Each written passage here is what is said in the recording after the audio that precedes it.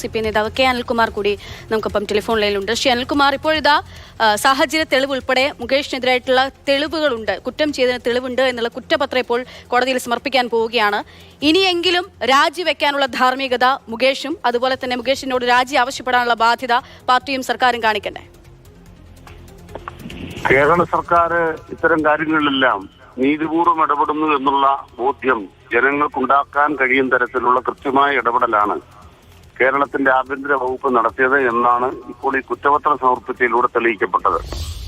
അതിന് കേരള മുഖ്യമന്ത്രിയെയും ആഭ്യന്തര വകുപ്പിനെയും പോലീസിനെയും അഭിനന്ദിക്കേണ്ടതിന് പകരം എന്തോ വിവേചനം കാണിച്ചു എന്നാണ് ബഹുമാനപ്പെട്ട ബിന്ദു കൃഷ്ണ പറയുന്നത്.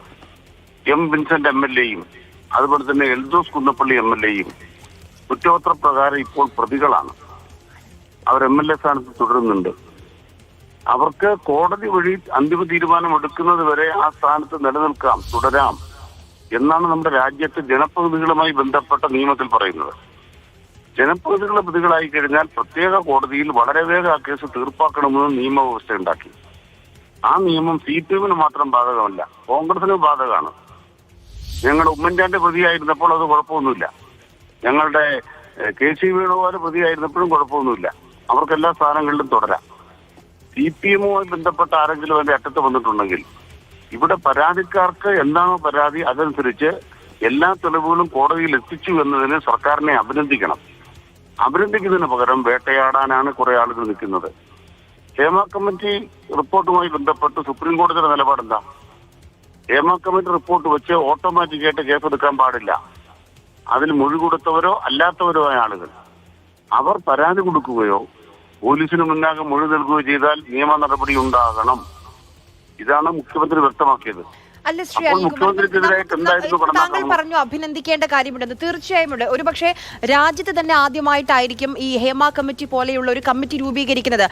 ഒരു തൊഴിൽ മേഖലയിലെ സ്ത്രീകളുടെ പരാതികൾ കേൾക്കാനും അതിനനുസരിച്ച് നയരൂപീകരിക്കാനും വേണ്ടി ഒരു കമ്മിറ്റി ആദ്യമായിട്ടാണ്. തീർച്ചയായും അഭിനന്ദനം അർഹിക്കുന്ന ഒരു കാര്യം തന്നെയാണ്. പക്ഷേ അതിൽ മുന്നോട്ട് വന്ന പരാതികളിൽ തുടർന്ന് എന്തുണ്ടായി എന്നുള്ളൊരു വിഷയമുണ്ട്. അങ്ങനെ പരാതി പറഞ്ഞൊരു വ്യക്തി, ആ പരാതിക്കാരി പറഞ്ഞ ആരോപണങ്ങൾ ശരിവെക്കുന്ന ഡിജിറ്റൽ തെളിവുകൾ, ഇമെയിൽ ആയിട്ട് വാട്സ്ആപ്പ് ചാറ്റുകളുണ്ട്. അത് കണ്ടെത്തുകയാണ് സർക്കാർ നിയോഗിച്ച അന്വേഷണ സംഘം. അപ്പോൾ അതുമായി ബന്ധപ്പെട്ട് ഇനി അടുത്ത ഫോളോ അപ്പ് എന്താണ് ചെയ്യേണ്ടത്? ഒരു ജനപ്രതിനിധി ഇതിപ്പോ നിങ്ങൾ കോൺഗ്രസിന്റെ ഒരു പ്രസിഡന്റ് പറയുകയാണ്, ഒരാൾ തെറ്റ് ചെയ്തു എന്ന് വെച്ച് ആ തെറ്റ് മറ്റൊരാൾ ആവർത്തിക്കണമെന്നുണ്ടോ? അല്ല, തെറ്റല്ല. നമ്മുടെ രാജ്യത്തെ ജനപ്രാതിനിധ്യ നിയമം ഭേദഗതി ചെയ്തുകൊണ്ട് ഇക്കാര്യത്തിൽ വന്ന വ്യത്യാസം എന്താണ്? ജനപ്രതിനിധികൾ പ്രതികളായാൽ അപ്പോൾ രാജിവെച്ച് പോയാൽ പിന്നീട് വീണ്ടും ആ സ്ഥാനം തിരിച്ചു കൊടുക്കാനാവില്ല. അതുകൊണ്ട് വളരെ വേഗം വിചാരണ പൂർത്തിയാകുന്ന പ്രത്യേക കോടതി ഉണ്ടാകണം. അവർ 3 കൊല്ലത്തിലേറെ ശിക്ഷിക്കപ്പെട്ടാൽ മാത്രമേ സ്ഥാനം നഷ്ടപ്പെടുകയുള്ളൂ. ഇതെല്ലാം ഇന്ത്യ രാജ്യത്ത് ജനപ്രാതിനിധ്യ നിയമത്തിന്റെ ഭാഗമായി വ്യക്തമാക്കപ്പെട്ട കാര്യങ്ങളാണ്. അത് അത്തരമൊരു കാര്യത്തിന്റെ അടിസ്ഥാനത്തിലാണ് ഇപ്പോൾ എൽദോസ് കുന്നപ്പള്ളി MLA ആയി തുടരുന്നത്. അതുപോലെ തന്നെ ഇപ്പോൾ എം വിൻസെന്റ് MLA ആയി തുടരുന്നത്. അപ്പൊ അവര് MLA-മാരായി തുടരുമ്പോൾ അവർക്ക് കിട്ടുന്ന നീതി CPM-വുമായി ബന്ധപ്പെട്ട ഒരാളായതുകൊണ്ട് തുടരേണ്ടതില്ല, ഉണ്ടാകാൻ പാടില്ല എന്ന് വാദിക്കേണ്ടതില്ല. ഇനി ഹേമ കമ്മിറ്റിയുമായി ബന്ധപ്പെട്ടാണെങ്കിൽ 26 FIR എടുത്തു. പക്ഷെ അതിൽ പല പരാതിക്കാരും മുന്നോട്ട് വന്ന് മൊഴി കൊടുക്കാൻ തയ്യാറാകുന്നില്ല. എന്ത് ചെയ്യണം സർക്കാർ?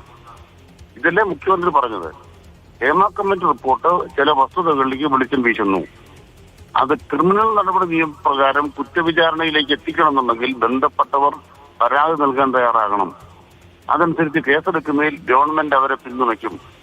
എന്തായിരുന്നു മുഖ്യമന്ത്രിക്കെതിരായിട്ട് കടന്നാക്രമണം? ഈ കോൺഗ്രസ് നേതാക്കന്മാരടക്കം ഞങ്ങൾ അവരെ കുറ്റവാളികളെ സംരക്ഷിക്കുന്നു. ഇപ്പൊ മുകേഷ് MLA-യുടെ കേസിലെ പരാതിക്കാർ തന്നെ ഇതേപോലെ വേറൊരു കേസിൽ പ്രതിയായിരിക്കുന്നു. മറ്റൊരു പെൺകുട്ടിയെ ഇതേപോലെ വശീകരിച്ചു കൊണ്ടുപോയി സിനിമാ രംഗത്തെ ചില ആളുകളുമായി ബന്ധപ്പെടുത്തി എന്നതിൽ അവർ മറ്റൊരു വശം കൂടിയുണ്ട്. ഇപ്പോൾ മുകേഷിന് ജാമ്യം ലഭിക്കാനുള്ള ഒരു സാഹചര്യം അതായിരുന്നു. കാരണം അദ്ദേഹം ഹാജരാക്കിയ ചില ഡിജിറ്റൽ തെളിവുകളാണ്. അതായത് ഈ ഒരു സംഭവത്തിന് ശേഷം ഈ പറയുന്ന ഈ പരാതിക്കാരി തന്നെ പണം ആവശ്യപ്പെട്ടു, അതിന് തെളിവുകൾ ഹാജരാക്കി. അതുകൊണ്ടാണ് 2 വശങ്ങളും ഉണ്ടെന്ന് കോടതി പരിഗണിക്കണം എന്ന് പറഞ്ഞുകൊണ്ടാണ് അന്ന് ജാമ്യം അനുവദിച്ചത്. 2 വശവും ഉണ്ട്, അത് ശരിയാണ്. അത് മാത്രമല്ല, അത് കഴിഞ്ഞുള്ള സംഭവം എന്താണ്? ഈ കേസിലെ പരാതിക്കാരി ആരാണോ അവര് പോക്സോ കേസിൽ പ്രതിയായി. അതിനാസ്പദമായ കാരണം എന്താണ്? 18 വയസ്സ് പ്രായമാകാത്ത ഒരു കുട്ടിയുമായിട്ട് മദ്രാസിൽ പോയതുമായി ബന്ധപ്പെട്ട പരാതിയാണ്. അത് നമ്മൾ മനസ്സിലാക്കേണ്ടത് സിനിമാ മേഖലയിൽ എല്ലാവരും ഒരേപോലെ തെറ്റുകാരല്ല. എന്നാൽ തെറ്റുകാരുണ്ട്. അത് സ്ത്രീകളും പുരുഷന്മാരും ഉണ്ട്. ഏകപക്ഷീയമായി നിലപാടെടുക്കേണ്ടതില്ല. അതുകൊണ്ട് നീതിന്യായ വ്യവസ്ഥ ആ കാര്യങ്ങൾ കൈകാര്യം ചെയ്യട്ടെ. രാഷ്ട്രീയമായിട്ടല്ല കൈകാര്യം അവര് ചെയ്യേണ്ടത്. തെറ്റ് ചെയ്തതുകൊണ്ട് അല്ലെങ്കിൽ അവർക്കെതിരെ ഒരു ആരോപണമോ കേസോ ഉന്നയിക്കപ്പെടുന്നതുകൊണ്ട് മുകേഷ് ചെയ്തതല്ലാണ്ടാകുന്നുണ്ടോ ശ്രീ കെ അനിൽകുമാർ? ഒപ്പം തന്നെ അങ്ങ് ജനപ്രാതിനിധ്യ നിയമത്തിന്റെ കാര്യമൊക്കെ പറയുകയും ചെയ്തു. ഈ സ്വാഭാവികമായിട്ടും അതുകൊണ്ട് അവരോട് കാണിക്കുന്ന എൽദോസ് കുന്നപ്പള്ളിയോട് കാണിക്കുന്ന നീതി അത് മുകേഷിനോട് കാണിക്കണ്ടേ എന്നൊക്കെ ചോദിക്കുമ്പോൾ അവിടെ അവരങ്ങനെയാണെങ്കിൽ ഞങ്ങളും ഇങ്ങനെയാണെന്ന് പറയുന്നതൊന്നും അല്ലല്ലോ. ശരി, എന്തായാലും ഒരുപാട് നന്ദി പ്രതികരിച്ചു. അല്ലല്ല, നമ്മുടെ രാജ്യത്തെ നിയമവ്യവസ്ഥയെ കുറിച്ച് മാത്രമല്ലേ ഞാൻ സംസാരിച്ചത്. മുകേഷ് ആദ്യം എം വി ഗോവിന്ദൻ ഇതേ കാര്യം തന്നെ പറഞ്ഞു ഓർക്കുകയാണ്. എം എൽ എ ആയിട്ട് തുടരണം. ഇപ്പോൾ രാജിവെച്ച പിന്നെ എം എൽ എ സ്ഥാനം നിങ്ങൾ ആരെങ്കിലും കൊണ്ടുകൊടുക്കുമോ എന്ന് മാധ്യമപ്രവർത്തകരോട് ചോദിച്ചു ഓർക്കുകയാണ്. ഈ സമയം, അതായത് വലിയ രീതിയിൽ തന്നെ സമ്മർദ്ദത്തിലായിട്ടുള്ള സമയത്ത് പിന്നെ കുറ്റം തെളിയട്ടെ എന്ന് പറഞ്ഞു. ഇപ്പോൾ ഇതാ കുറ്റം തെളിഞ്ഞുകൊണ്ട് സാഹചര്യ തെളിവ് ഉൾപ്പെടെ ഡിജിറ്റൽ തെളിവ് ഉൾപ്പെടെയുള്ള കാര്യങ്ങൾ കുറ്റപത്രം സമർപ്പിക്കുകയാണ്. കുറ്റം തെളിയേണ്ടത് കോടതിയിലാണ്. ഇന്ദിരാഗാന്ധിയെ കൊന്ന കേസില് ഹൈക്കോടതി വരെ വധശിക്ഷയ്ക്ക് അല്ല, അപ്പൊ ഈ കുറ്റപത്രത്തിൽ ചൂണ്ടിക്കാണിക്കുന്ന തെളിവുകൾ ഇതേ സർക്കാർ നിയോഗിച്ചിട്ടുള്ള അന്വേഷണ ഉദ്യോഗസ്ഥർ തന്നെ കണ്ടെത്തിയിട്ടുള്ളതല്ലേ? അത് അന്വേഷണ ഉദ്യോഗസ്ഥരുടെ കണ്ടെത്തലാണ്, സർക്കാരിന്റെ കണ്ടെത്തലല്ല. അത് കോടതി മുഖാന്തരം തെളിയിക്കപ്പെടുമ്പോഴാണ് അത് നീതിന്യായ വ്യവസ്ഥയിൽ കുറ്റസ്ഥാപനമാകുന്നത്. ഇപ്പോൾ പ്രാഥമികമായി വിചാരണ യോഗ്യമായ ഒരു കാര്യമേ വെച്ചിട്ടുള്ളൂ. അതിൽ കുറ്റം ചെയ്തു എന്ന് കണ്ടെത്തുന്ന കോടതിയാണ്. അത് കോടതിക്ക് വിട്ടുകൊടുക്കുക, അതിന് വിശ്വാസമില്ലേ? അങ്ങനെയല്ല. പരാതിക്കാർക്ക് എന്തെല്ലാം കാര്യങ്ങളാണോ കോടതിയിൽ പറയാനുള്ളത് അത് വീഴ്ചയില്ലാതെ എത്തിക്കുക എന്നുള്ളതാണ് പ്രോസിക്യൂഷന്റെ ചുമതല. അത് നടപ്പാക്കുന്ന ഉറപ്പുവരുത്തലാണ് സർക്കാരിന്റെ ചുമതല. ആ സർക്കാർ ആ ചുമതല നിർവഹിച്ചു കഴിഞ്ഞു. അടുത്ത ഘട്ടം കോടതിയാണ്.